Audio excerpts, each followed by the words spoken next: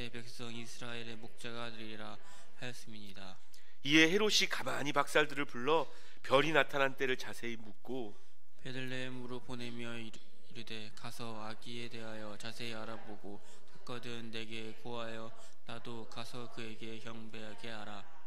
박사들이 왕의 말을 듣고 갈새 동방에서 보던 그 별이 문득 앞서 인도하여 가다가 아기 있는 곳 위에 머물러 서 있는지라. 그들이 별을 보고 매우 기뻐하고 기뻐하더라. 집에 들어가 아기와 그의 어머니 마리아가 함께 있는 것을 보고 엎드려 아기에게 경배하고 보배압을 열어 황금과 유황과 모략을 예물로 드리니라. 그들은 꿈에 헤로데게로 돌아가지 말자 지시하심을 받아 다른 길로 고국에 돌아가니라. 그들이 떠난 후에 주의 사자가 요셉에게 현몽하여 이르되 헤롯이 아기를 찾아 죽이려 하니 일어나 아기와 그의 어머니를 데리고 애굽으로 피하여 내가 내게 이르기까지 거기 있으라 하시니 요셉이 일어나서 밤에 아기와 그의 어머니를 데리고 애굽으로 떠나가 헤롯이 죽기까지 거기 있었으니 이는 주께서 선지자를 통하여 말씀하신 바 애굽으로부터 내 아들을 불렀다 함을 이루려 하심이라. 이에 헤롯이 박사들에게 속은 줄 알고 심히 노하여 사람을 보내어 베들레헴과 그 모든 지경 안에 있는 한 아이를 박사들에게 자세히 알아본 그때를 기준하여 2살부터 그 아래로 다 죽이니 이에 선지자 예레미야를 통하여 말씀하신 바 라마에서 슬퍼하며 크게 통곡하는 소리가 들리니 라헬이 그 자식을 위하여 애곡하는 것이라. 그가 자식이 없으므로 위로받기를 거절하였도다 함이 이루어졌느니라. 아멘. 우리가 잘 알고 있는 동방박사의 이야기입니다. 오늘은 성찬식도 했고 해서 또 성탄 예배이기 때문에 밥도 안 주는데 배고프게 길게 말씀 전하면 여러분 시험 드실까봐 아직도 생생한 기억이 있어요. 처음 전도사였을 때 부임한 교회에서 여전도회 연합회 설교를 한번 맡은 적이 있습니다. 그래서 부담이 돼가지고 그 여전도회 회장님 그 집사님에게 아주 오래된 하명의 집사님이라는 분이 계신데 그분한테 가서 어떻게 하면 설교하는 것이 은혜가 될까요? 라고 이렇게 여쭤봤어요. 그랬더니 이렇게 다가오시더니 제 귓속말로 딱 한마디 하셨습니다. 짧게 이 한마디 길지 않을 겁니다. 하지만 오늘 중요한 이야기일 수 있어요. 여러분 동방박사의 이야기는 우리 모두가 잘 알고 있습니다. 예수님이 태어났을 때 예수님께 와서 경배한 사람은 아까 이야기했던 목자들, 가장 낮은 하층 계층이었던 목자들이 와서 예수님께 경배했지만 정반대의 사람들이 예수님을 찾아왔던 사람들이 있습니다. 동방박사들 몇 명이었는지 성경에는 기록되어져 있지 않습니다. 그러나 그들이 드린 예물이 황금과 유황과 몰약 3가지였기 때문에 동방박사 3사람이었을 가능성이 있다고 기독교 전통은 알고 있고 그렇게 믿고 있습니다. 제가 좀 찾아봤는데요. 이 동방박사에 대해서 성경이 이야기하고 있는 건 여러분들이 읽은 정도가 다입니다. 그게 다예요. 다른 이야기들이 별로 안 나오거든요. 예언으로 한 이사야서 60장에 이방 사람들이 와서 예물을 드릴 것이다 라고 이야기한 얘기 정도, 그것밖에 없습니다. 성경은 더 이상 이야기하지 않고 있어요. 그러나 이 동방박사의 이야기는 기독교 전통상에서 아주 오랫동안 많은 사람들에게 이 이야기 저 이야기로 전달되어지고 있습니다. 특별히 중세시대 때 전달되어진 여러 가지 전승에 의하면요, 제가 오늘 처음 알았어요. 저는 그거는 우리 알아자면 알는지 모르겠는데 이 3사람이요 피부색이 다 달랐대요. 그래서 동방박사 3사람을 이렇게 그려놓은 그림을 보면 한 사람은 백인, 한 사람은 황인, 한 사람은 흑인이랍니다. 그 이야기는 이 3사람이 같은 곳에서 한꺼번에 몰려온 사람이 아니라 별을 보고 있던 점성술사라고 이야기를 합니다. 오늘 말씀에도 동방박사가 여러분 대학 나와서 논문 쓴 박사가 아닙니다. 이 박사는 그 당시에 박사들처럼 여겨졌던 별을 보고 예언하고 별을 보면서 징조를 알았던 그 사람들이에요. 동방이라는 나라는 심지어 어떤 사람은 이 동방박사 중에 한 사람이 한국 사람이라고 주장하는 사람이 있습니다. 전혀 근거 없는, 어떤 근거도 찾아볼 수 없는 이야기입니다. 굉장히 신비에 쌓인 인물들인 거죠. 심지어 근데 중세시대 때는 이 동방박사 3사람의 이름도 이렇게 이렇게 해놨어요. 세 사람의 이름이 있습니다. 정확한 건 아니에요. 성경이 말하는 것이 아니기 때문에 정확하게 이거다라고 말할 수 없지만 몇 가지 사실을 분명히 알 수 있는 건 동방으로부터 유대 밖에서 아주 먼 곳에서 큰 별을 보고 뭔가 반짝이는 별이 본 거죠. 이 별과 관련된 것도 천문학자들이 밝혀보려고요 굉장히 많이 노력했어요. 그래서 그 당시에 목성과 명왕성이 이렇게 두 개가 이렇게 만나면서 지구에서 봤을 때는 특별히 팔레스타인 지역이 봤을 때는 굉장히 큰 별처럼 보이는 별이 보였을 것이다 라는 얘기가 나와요. 잘 모르겠습니다. 어찌됐든 이 동방박사들이 그 별을 보고 뭘 아는 거예요? 뭔가 제대로 된 왕이 났구나. 그리고 그 별을 계산해보고 그 별이 떠 있는 곳을 보니까 그 지역이 어디예요? 이스라엘인 거예요.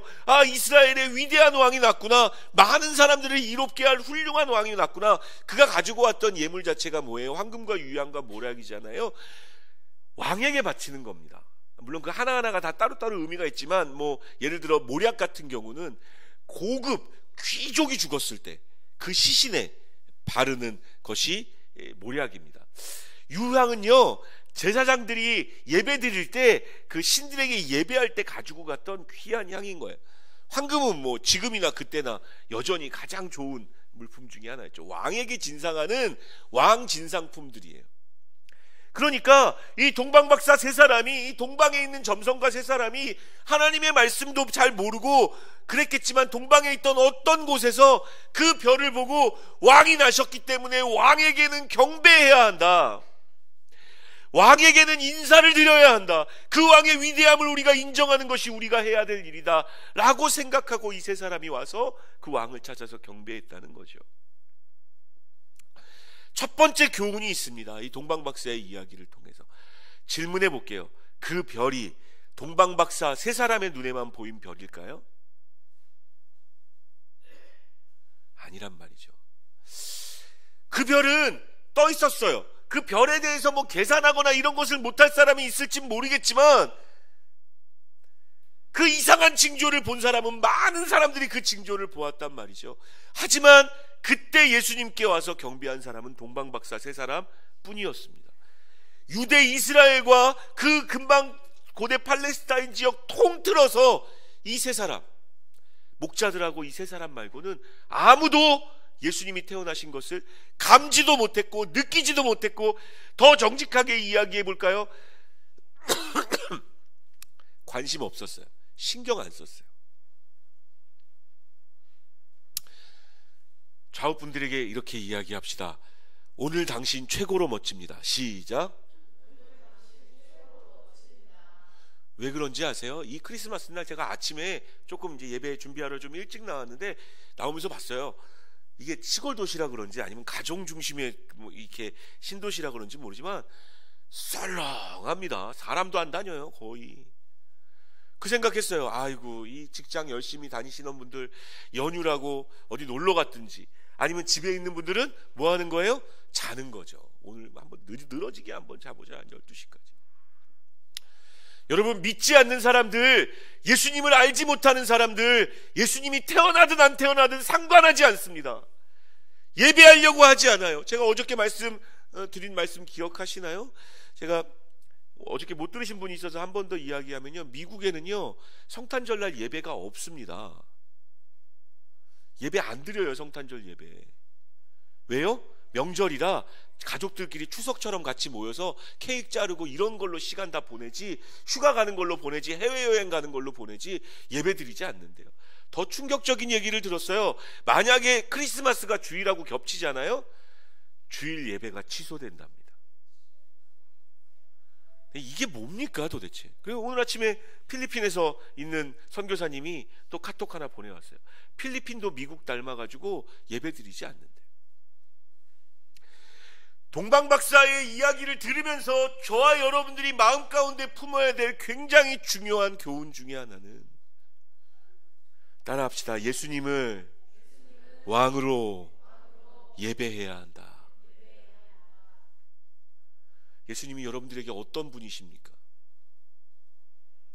예수님이라는 그 이름은 여러분들에게 어떤 의미로 다가오나요? 주님 이 땅에 오신 날을 기념하는 이 성탄절은 나에게 어떤 의미가 있어야 합니까? 제가 그래서 좌우분들에게 정말 최고로 멋진 분이라고 이야기해요. 이 아침에 다른 곳에 있지 아니하고 예배하러 주님 앞에 나와서 예수님 나의 주인이십니다. 예수님 나의 왕이십니다. 성찬을 같이 나누며 날 위해 죽으신 주님, 주께서 나의 주인이십니다.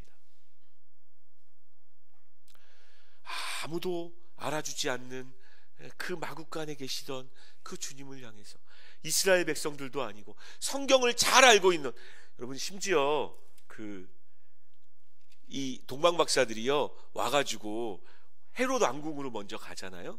그래서 그곳에서 이스라엘의 왕으로 태어난 사람이 당연히 왕이니까 이 왕이 왕궁에 있을 줄 알고 왕으로 찾아가잖아요. 그래서 그곳에서 이스라엘 왕이 어디서 태어났냐고 질문하지 않습니까? 그때 헤롯 왕과 그 사람들이 뭐 했어요? 성경을 뒤져보니까 그 왕이 어디서 태어난다고요? 베들레헴에서 태어난다는 사실을 알았어요. 그 얘기는 뭡니까? 조금만 신경 쓰고 조금만 바라보고 조금만 하늘을 쳐다봐서 그 별에 대해서 관심을 가졌다면 그 별이 예수 그리스도의 탄생을 의미하는 것이고 만왕의 왕이요 만주의 주가 태어나신다는 것을 의미한다는 것을 알 수 있었을 거라는 거예요. 그러나 관심 없었습니다. 유대 땅에 있는 그 수많은 사람들, 율법을 가지고 있는 그 수많은 사람들, 그래서 어디서 태어나는지 뻔히 알 수 있는 그 사람들 아무도 관심 가지지 않았어요. 저는 예배하는 저와 여러분들에게는 이런 도전이 됐으면 좋겠습니다. 저 여러분들 하나님 아시잖아요. 예수 그리스도를 아시잖아요. 주님이 날 위해 십자가에 못 박혀 죽으셨다는 것을 믿고 계시잖아요. 이 아침에 그것을 아는 우리가 정말 예수님을 향해서 경배하고 있는지 예배하고 있는지 진지하게 되물었으면 좋겠어요. 예전에 찬양하는 걸 참 좋아해서 찬양팀을 막 조직해가지고 여기저기 다니면서 집회를 했습니다. 그때 제가 목 놓아 외쳤던 이야기가 제 가슴 속에 아직 이렇게 남아있어요. 청년들을 향해서 뭐라고 외쳤는 줄 아세요? 여러분들이 높이지 않으면 누가 높이겠습니까?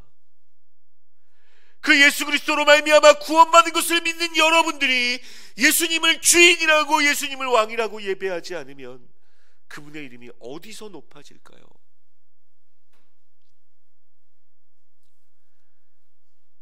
이 아침에 말씀 들으면서 그냥 당연하게 성탄절이니까가 아니라 날 위해 이 땅에 오신 예수님이 여러분들의 주인이시요, 동방박사가 그렇게 했던 것처럼 비록 황금과 유향과 모략은 드리지 못할지언정 주님 앞에 엎드려서 주님 나의 왕이십니다라고 고백하시는 저와 여러분 되시기를 부탁드립니다.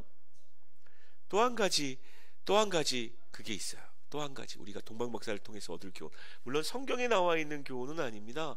근데 아까 말씀드렸듯이 이 동방박사가요 아마 각 지역에서 전혀 다른 지역에서 찾아오다가 예루살렘에서 만났을 가능성을 많은 성경학자들이 이야기하고 있습니다. 이쪽에 살던 박사, 이쪽에 살던 점성술사, 이쪽에 살던 누구, 마치 그 카톨릭 전통에 의해서 정말 인종까지도 다른 사람들이었다면 정말 엉뚱한 곳에서 살았던 사람들이었겠죠. 근데 그들이 예루살렘에서 함께 모여서 적어도 헤롯 궁전에 들어갈 때는 세 사람 다, 이 사람들이 그곳에 들어갈 때는 거기 있는 사람들 다 한 군데 모여 있었던 거예요. 같이 모였습니다. 어떻게 모일 수 있었나요? 왜 이 세 사람이 다른 곳에서 만났는데 왜 한 곳에 같은 시간에 모일 수 있었습니까? 따라합시다. 같은 것을 보면 같이 모인다. 이게 우리 예수전도단 같은 데서 이야기하는 하나님 음성을 듣는 법의 한 원칙 중에 하나인 동방박사의 원칙이라는 거예요. 동방박사의 원칙이 뭡니까? 여기서 별을 보고 저기서 별을 보고 저기서 별을 봐도 그 별은 하나예요. 그러니까 그 같은 별을 보고 함께 그곳에 가니까 같은 시간에 같이 모이게 되어지는 거죠. 여러분, 그래서 예수 믿는 사람들, 예배하는 사람들, 하나님을 하나님으로 인정하는 사람들은 결국 뜻이 같아지게 됩니다. 같은 곳에 모이게 되고 같은 것을 느끼게 되고 같은 것에 감동하게 되고 같은 것에 힘쓸 수 있게 되어지고, 하나님 음성 들을 때 이 동방박사의 원칙이란 게 왜 중요할까요? 만약에 제가 하나님 음성을 들었어요. 제가 이렇게 됐으면 좋겠다 라는 마음을 기도하면서 들었어요. 근데 우리 선제 청년도 하나님께 기도했습니다. 하나님 이렇게 됐으면 이건가 보다 라고 들었어요. 선제 청년이 듣고 있는 그 하나님이 제가 듣고 있는 하나님과 동일한 분 아닙니까? 그럼 하나님이 다른 말씀하실까요? 저한테는 이렇게 말씀하셨다가 저 사람한테는 저렇게 말씀하셨다가. 아닌 거죠. 같은 분이기 때문에 같은 말씀을 하시는 겁니다. 저는 많이 경험했습니다. 예전에 제가 여행했던 하나님 음성을 가장 신기하게 들었던, 매번 우리의 삶이 그렇게 되어지는 것은 아니지만 가장 신기하게 들었던 그 기도 여행 가운데는요, 몇 킬로 이상 떨어져 있고 그 당시에 뭐 핸드폰도 없었고 했기 때문에 전혀 모르는 두 팀, 세 팀이 똑같은 말씀을 받아요. 똑같은 말씀을. 신기할 정도로.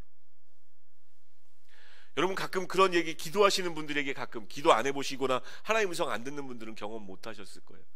기도하다가 어떤 생각이 나서 막 어떤 그 생각을 하고 그걸 가지고 막 기도했어요. 그리고 나서 성도들과 같이 나누는데 내가 기도하는데 이런 생각이 들어서 이런 기도를 한참 했다 글쎄? 딱 그랬더니 한 사람 또 다른 사람 뭐라고 얘기해요? 진짜? 나도 그랬어. 기도하는데 그 생각 나더라. 우리 하나님 동일한 한 분이신 줄 믿습니다. 마치 그 별이 하나인 것 같듯이 저와 여러분들의 하나님이 다른 하나님이 아니에요. 저는 그 믿음이 있기 때문에 말씀 전할 수 있어요. 나에게 말씀하신 그 하나님이 여러분들에게 말씀하실 거라고. 제가 제 말로 만들어서 여러분들에게 전하는 게 아니라, 우리의 상황이 다르고 환경이 다르지만 하나님 나에게 말씀하셨다면 여러분들에게도 말씀하실 거라고. 여러분들이 그 동일한 하나님을 바라보고 있다면 함께 가슴 뜨거워질 수 있는 거죠. 저 목사님 왜 이렇게 목소리가 커? 저희 부산으로 내려간 양현주 자매 꼭 그런 얘기합니다. 목사님은 목소리가 커서 사람들이 졸지는 않게 한다고. 그게 너무 고맙다고. 제가 목 놓아 힘주어서 우리 하나님이 그런 분이라고 고백할 때 여러분 마음속에서도 비록 크게 이야기하거나 마이크를 가질 수 없지만 맞습니다 하나님, 우리 하나님 그런 분이십니다라고 동일하게 외쳐내어질 그 동일한 성령님을 믿기 때문에 제가 말씀 전할 수 있는 거고요. 그것을 알고 있기 때문에 우리가 함께 교회로 모이는 겁니다.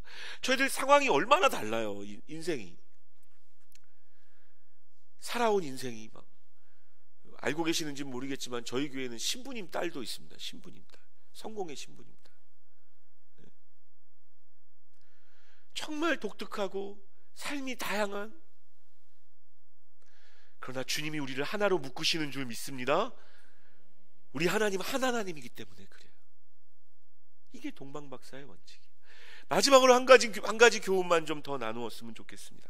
자, 몇 절을 읽냐면요, 9절 말씀 한번 읽어볼게요. 9절 읽습니다. 시작. 왕의 말을 듣고 갈새 동방에서 보던 그 별이 문득 앞서 인도하여 가다가 안기 있는 곳에 위에 머물러 서 있는지라. 자, 별이요, 동방에서부터 봤던 별이 이 동방박사들이 헤롯 궁전에 들어갔을 때, 적어도 헤롯 궁전에 들어갔을 때 이 동방박사들이 눈에 안 보이다가 헤롯 궁전에서 나와서 봤는데 그 별이 다시 떠 있었어요. 근데 심지어 그 별이 예루살렘까지만 인도한 게 아니라 아기 있는 집 위를 비췄단 말입니다. 그러니까 그 별을 보고 예수님이 어디에 태어났는지 그 마지막 장소까지 알 수 있었다고요. 그러면 질문해 볼게요. 예루살렘에 가서 당연히 왕궁에서 태어날 줄 알고 그 왕궁에 가서 물어봤던 그 일이 필요했을까요? 안 필요했을까요? 그냥 그 별만 끝까지 봤다면 아기 예수가 누워있는 그 마국간까지 동방박사들이 그냥 다이렉트로 갈 수 있었단 말이에요. 근데 머릿속에 무슨 생각한 거예요? 이스라엘 왕이 태어났다면 당연히 왕궁에서 태어났을 거라고. 여러분 그 결과가 어떻게 됐는지 아시나요? 만약에 헤롯 궁전에 가서 동방박사들이 그 얘기를 꺼내지 않았다면 그 첫 번째 크리스마스 날 이 즈음에, 그 기간 즈음에 일어났던 그 어마어마한 학살, 2살 이하의 어린아이를 모두 칼로 죽여버리는 헤롯 왕의 그 학살은 일어나지 않았습니다. 물론 하나님께서 예수 그리스도를 피신하게 하셨어요. 그런데 그 아름다운 날이, 그맘때 태어난 그 모든 아이들이, 여러분 태어났을 때 아이들 얼마나 귀해요. 얼마나 사랑스럽고 막 엄마들 다 안고 한 번씩 우셨죠. 아, 이게 내 아들이구나, 이게 내 뱃속에서 나왔구나. 칼로 죽임당하는 그 비극이 일어났단 말이죠. 동방박사가 한 번 바라봤던 그 별을 자기 생각으로 당연히 왕궁에서 태어나겠지라고 왕궁으로 가지 않고, 물론 동방박사의 잘못만이라고는 할 수는 없죠. 여러분 헤롯 왕이 정말 악합니다. 나도 경배하기에 나한테 거기서 가르쳐줘라, 나도 경배하게. 그러면서 동방박사가 천사 말 듣고 다시 들리지 않고 그냥 돌아가니까 그들이 나를 속였다고 승질냈는데, 먼저 속인 게 누구예요? 헤롯왕이지. 자기의 권력에 해가 될까봐 왕이 태어난 그 아이를 죽이려고 작정한 이 헤롯, 그 사람 때문이긴 해요. 하지만 동방박사들이 일조했어요. 가서 얘기만 안 했으면 괜찮았단 말이에요. 한 번 본 별을 놓치지 아니하고 끝까지 따라가면, 여러분 저와 여러분들의 인생에 정말 중요하게 생각해야 될 단어 한 가지가 있습니다. 따라합시다. 끝까지. 사도 바울은 마지막까지 표대를 향하여 죽음 직전까지 달려갔습니다. 근데 우리는 살다 보면요, 아닌 갭이다, 아닌 갭이다. 좀 이런 얘기가 여러분들에게 도움이 될런지 모르겠지만, 개척하고 나서 지금까지 아닌 갭이다라는 생각을 몇 번이나 했을 것 같으세요? 잘못한 것 아닌가? 말씀 안 드리겠습니다. 몇 번인지. 그냥 좀 많습니다. 근데 하나님께서 계속 제 마음 가운데 말씀하시는 음성이 있어요. 끝까지, 정말 끝장내실 때까지. 저와 여러분들이 이 끝까지가 안 돼가지고 얼마나 자주 거의 다 와서, 여러분 사울왕도 그랬어요. 사울왕도 한 30-40분만 참았으면 사무엘이 와가지고 예배드리고 되는데, 그 마지막에 못 견뎌요. 힘들죠. 힘들지 않다는 건 아니에요. 근데 그 마지막까지, 끝까지 별을 바라보고 끝까지 그 길로 걸어가는 것, 놓치지 않기를 주님의 이름으로 축원합니다. 여러분 예배드리기로 작정하셨다면, 예수 믿기로 작정하셨다면, 찬양하기로 작정하셨다면, 주님 길 따라가기로 작정하셨다면, 여러분 조금 힘들어도 그 길 가십시오. 그 길 가십시오. 여러분 생각에 조금 아닌 것 같고 더 좋은 방법이 있을 것 같고 예배 안 드리고 다른 일 하는 것이 나에게 더 유익하다고 할지라도 끝까지 예배 드리세요. 여러분 그 끝까지에 하나님께서 은혜를 주시는 거예요. 반대로 이야기하면, 내가 끝까지 쫓지 않을 때 때로는 안 좋은 일, 어려운 일이 내 삶 가운데 생기는 겁니다. 제가 동방박사의 교훈 3가지 말씀드렸습니다. 말씀 마무리할게요. 아무도, 그 별이 떠 있었지만 아무도 예수 그리스도를 왕으로 섬기지 못한 그때에 섬겼던 동방박사를 기억하면서, 저와 여러분들 보이지 않아도 정확히 알 수 없어도 믿음의 눈으로 바라보며 예배하기를 축원합니다. 또 하나, 같은 하나님을 보고 있다면 하나님 같은 말씀하시고 저에게 하신 말씀 여러분들에게 하실 거예요. 여러분 심장을 뛰게 하시고 여러분들의 감정을 움직이게 하실 겁니다. 그리고 중요한 마지막 3번째, 한번 바라봤다면 끝까지 바라보십시오. 타협하지 마시고 대충 뜯어서 맞추지 마시고 마지막까지 주님 따라가는, 주님 나를 부르시는, 하늘에서 진모야 수고했다 이제 그만 올라와라 하실 그날까지, 여러분들의 이름을 부르시는 그날까지 그 길 가시는 저와 여러분 되시기를 주님의 이름으로 축원합니다. 기도하겠습니다.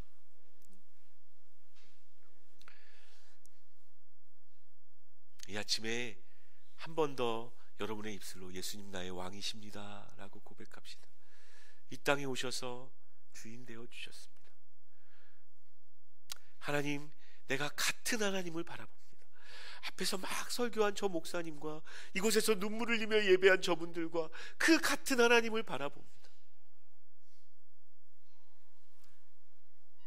그리고 하나님, 내가 끝까지 따르게 해주십시오.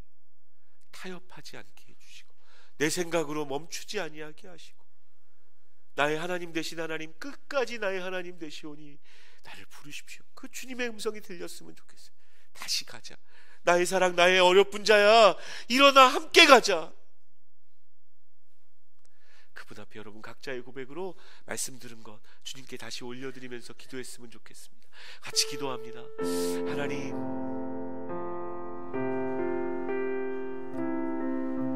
주님, 주께서 주신 말씀 기억나게 하여 주셔서 예수님 나의 왕이시라고, 예수님 나의 왕이시고 주인이시라고 다 알지 못하지만 그렇게 고백하는 저희들 되어줄 수 있도록 주님 도와주시옵소서. 하나님, 같은 하나님 아니십니까?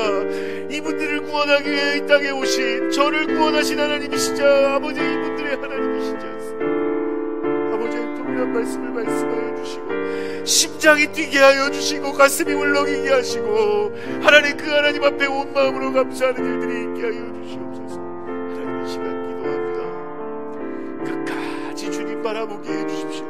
좌로나 우로나 치우치지 아니하고 결단한 그 일을 온전히 이루어내는 우리가 되어줄 수 있도록 하나님 주장하여 주시옵소서. 하나님 도와주시옵소서. 멈추지 아니하게 하여 주시고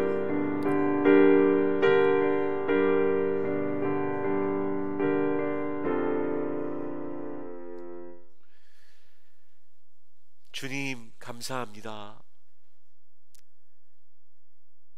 2017년 성탄절에 다른 것 행하지 아니하고 하나님을 왕으로 인정하며 예배할 수 있도록 인도하여 주신 것 감사드립니다. 주님, 기도하오니 주님만 바라보게 해주시고 끝까지 바라볼 수 있도록 주여 인도하여 주시옵소서. 주여, 우리의 왕이시여 인도하여 주시옵소서. 떠나지 않으시고 항상 함께 계시오니 말씀하시고 하늘 위에 떠 있었던 그 별처럼 그곳에 항상 계시오니 말씀하시고 인도하여 주시옵소서. 감사드리며 예수님 이름으로 기도드립니다.